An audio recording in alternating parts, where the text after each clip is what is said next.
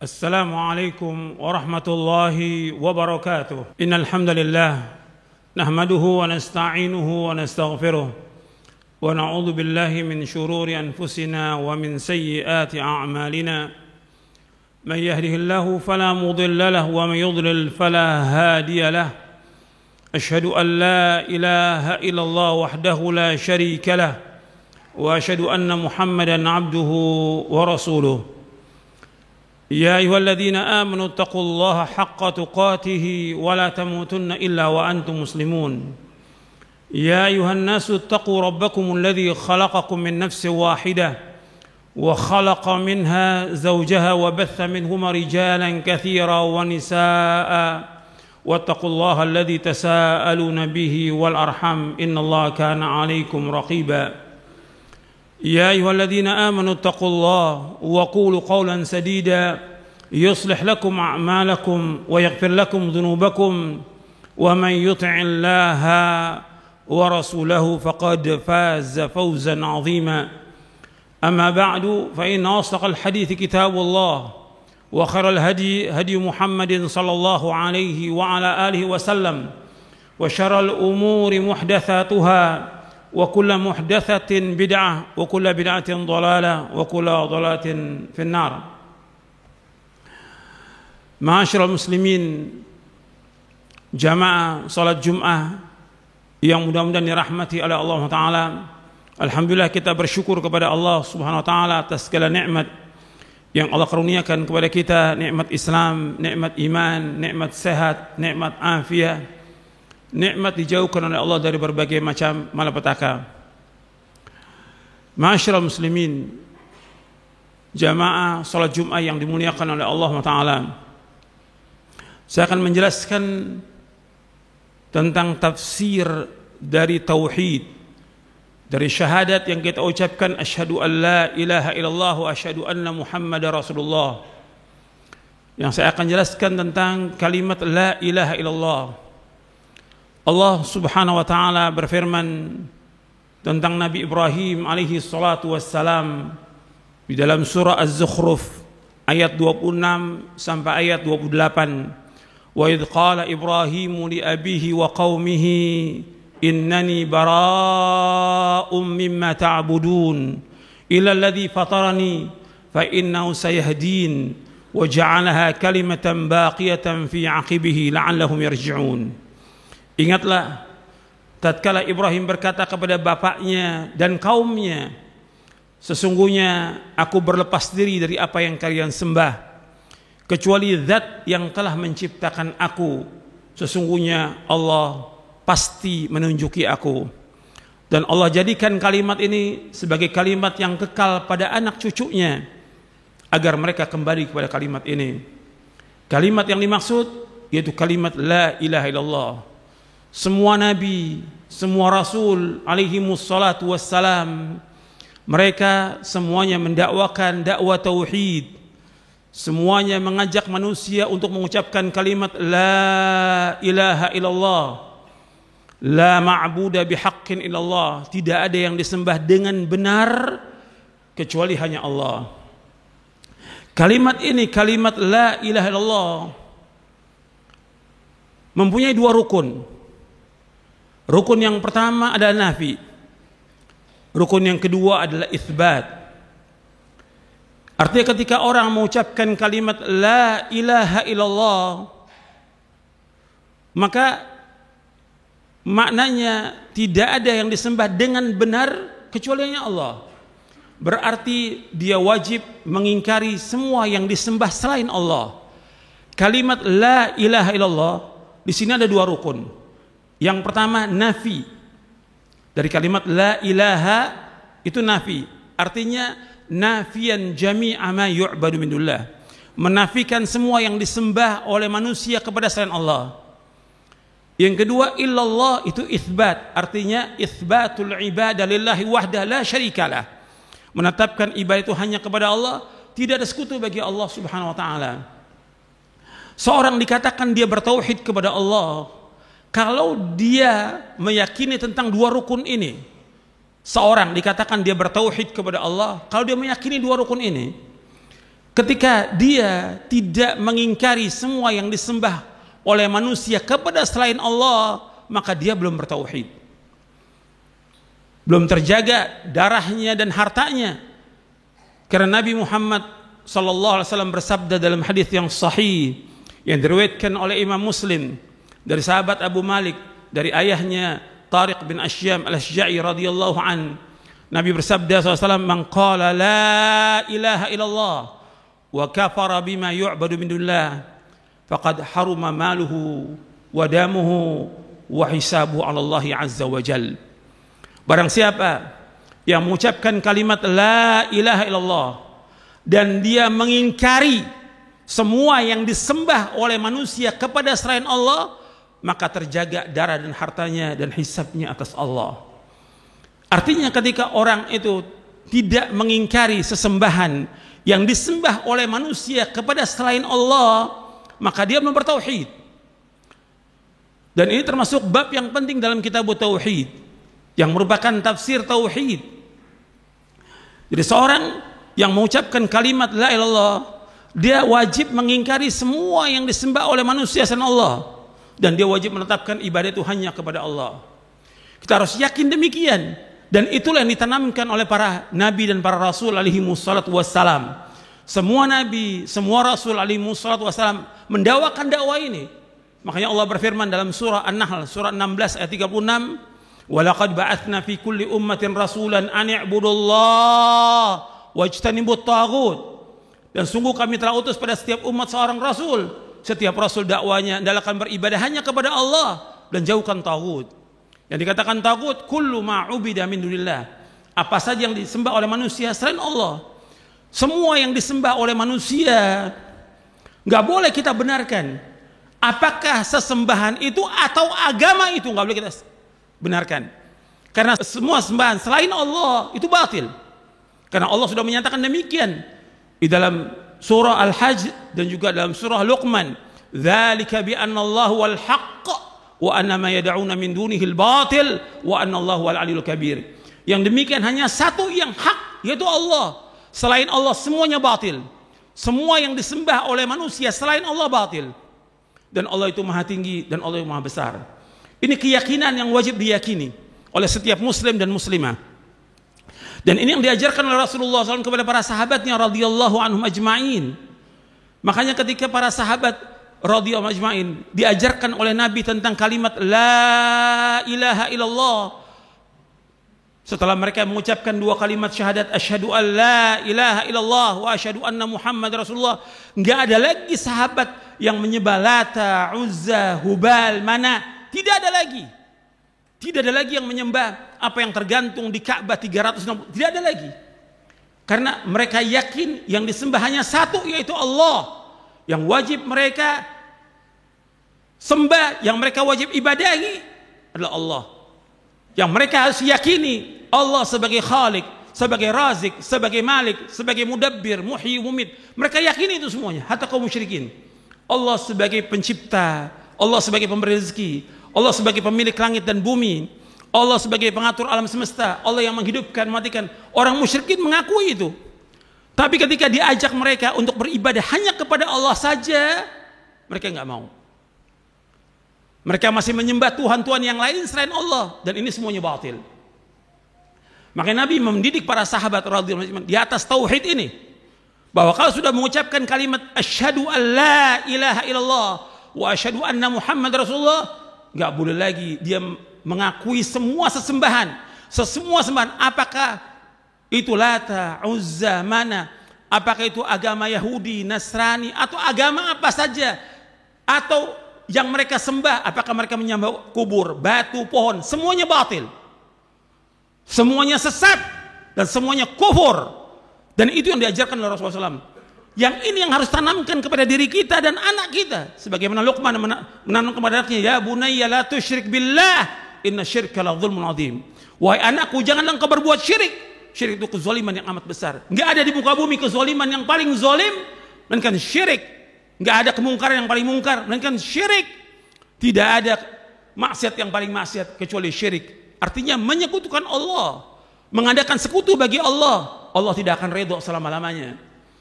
Makanya para sahabat radhiyallahu anhum ajmain, dengan ini mereka yakin, dan Nabi tidak pernah berhenti mendakwakan ini.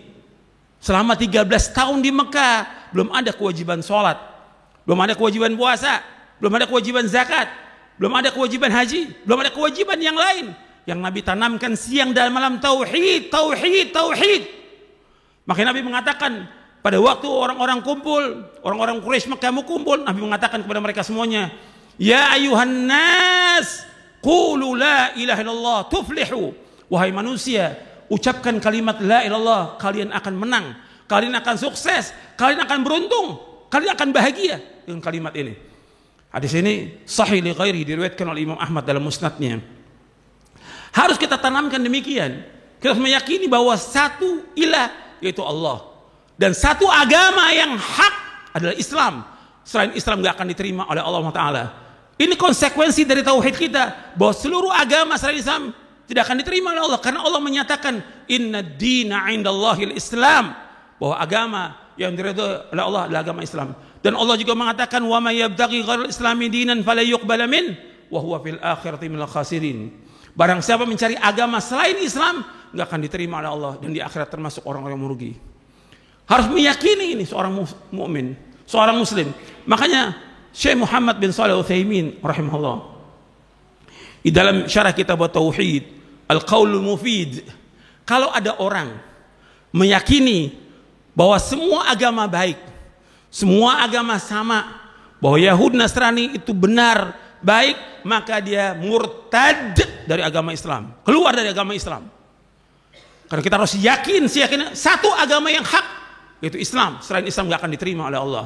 Nas Al-Quran mengatakan demikian dalam surah Ali Imran ayat 19, dan juga dalam surah Ali Imran di ayat 85.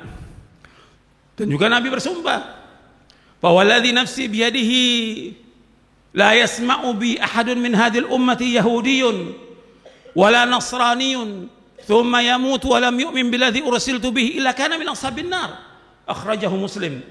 Nabi bersabda SAW, demi Allah yang diri Muhammad di tangannya, tidaklah mendengar aku diutus siapa saja, apakah dia Yahudi atau dia Nasrani, kemudian dia tidak beriman dengan apa yang aku bawa, maka dia pasti menjadi penghuni neraka. Artinya Nabi sudah menjelaskan, ketika orang sudah datang agama Islam ini, kemudian dia tidak beriman dengan agama ini, tetap dia dengan agamanya, dengan agama Yahudinya atau Nasrani atau agama-agama yang lain, maka dia pasti menjadi penghuni neraka.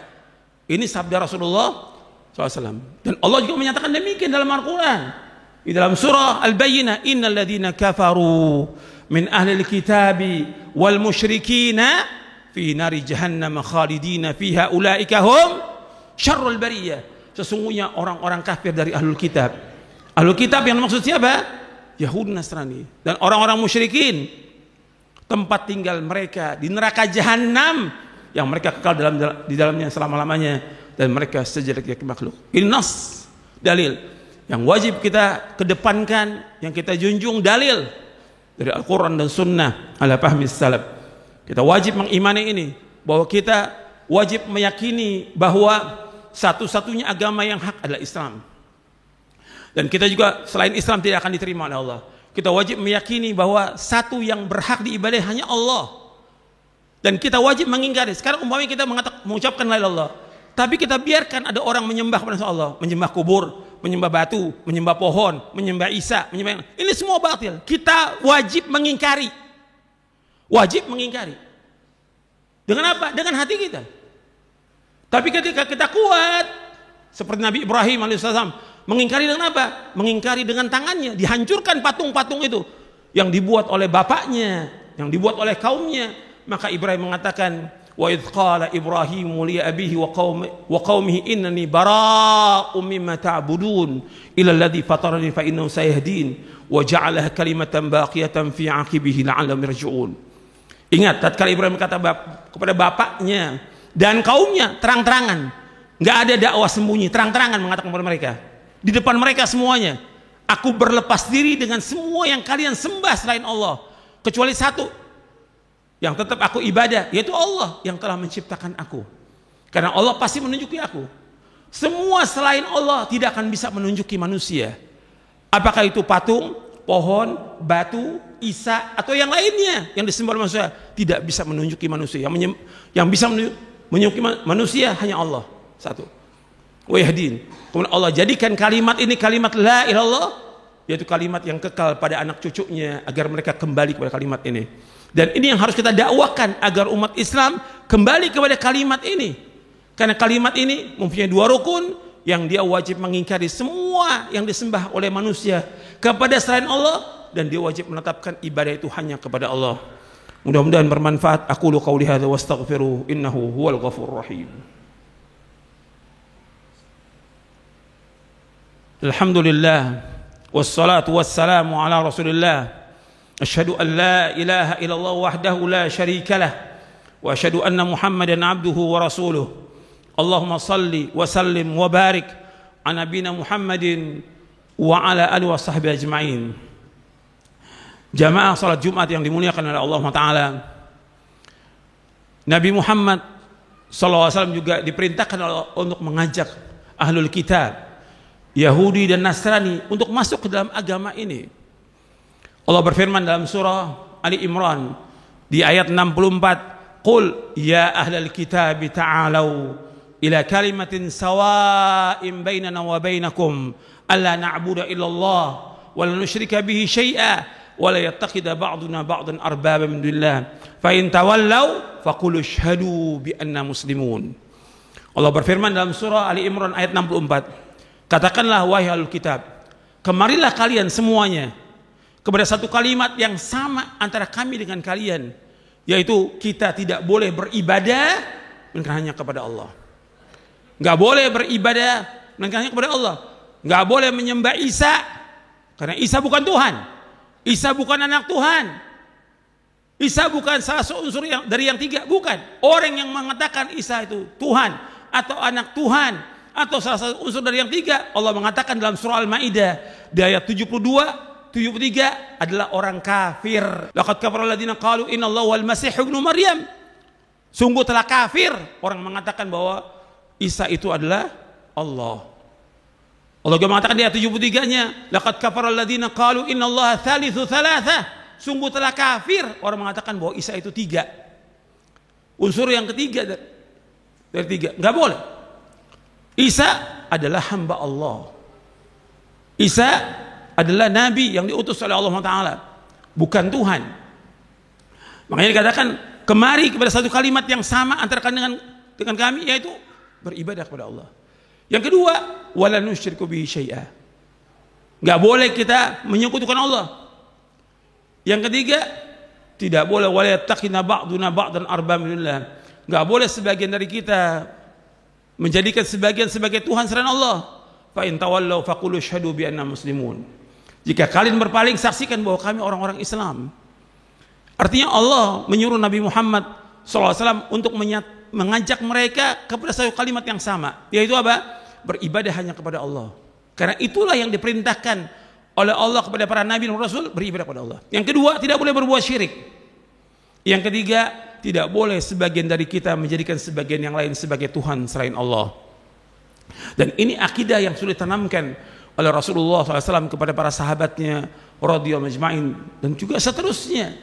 Nggak boleh menjadikan orang lain sebagai Tuhan, nggak boleh. Nggak boleh mentaati mereka.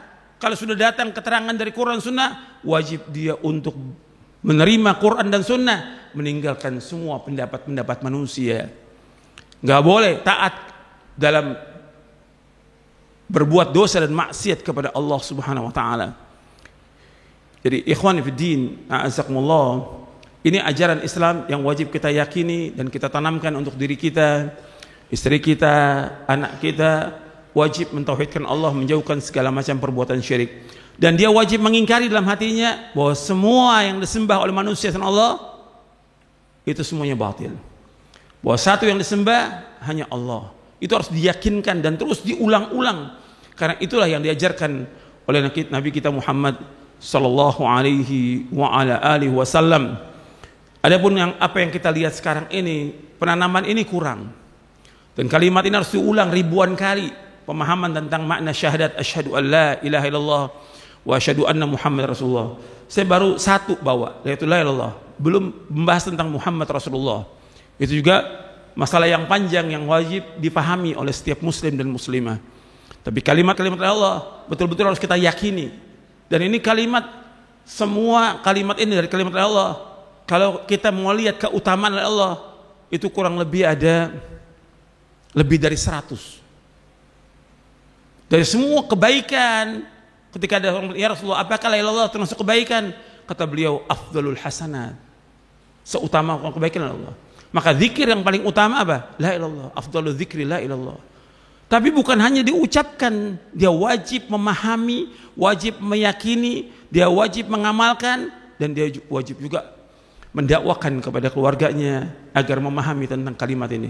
Ketika kalimat ini mengakar dalam diri kita, antum akan rasakan kenikmatan, ketenangan, kebahagiaan, dan kita akan tujukan seluruh bentuk ibadah itu hanya kepada Allah. Antum akan rasakan itu. Ketika dapat cobaan, ujian, masalah, antum akan tenang. Karena apa? Antum tawakal kepada Allah Ta'ala. Banyak manfaat dari kalimat ini. Dan ini perlu pembahasan berulang kali supaya manusia paham tentang kalimat ini. Mudah-mudahan yang saya sampaikan bermanfaat dan dapat kita amalkan. Wassallallahu nabiyana Muhammadin sallallahu alaihi wasallam. Allahumma ighfir lil muslimin wal muslimat wal mu'minin wal mu'minat al ahya minhum wal amwat innaka sami'un qaribun mujibud da'wat. ربنا اغفر لنا ذنوبنا وإسرافنا في أمرنا وثبت أقدامنا وانصرنا على القوم الكافرين ربنا لا تزغ قلوبنا بعد إذ هديتنا وهب لنا من لدنك رحمة إنك أنت الوهاب ربنا آتنا في الدنيا حسنة وفي الآخرة حسنة وقنا عذاب النار وصلى نبينا محمد صلى الله عليه وعلى وسلم وآخر دعوانا أن الحمد لله رب العالمين.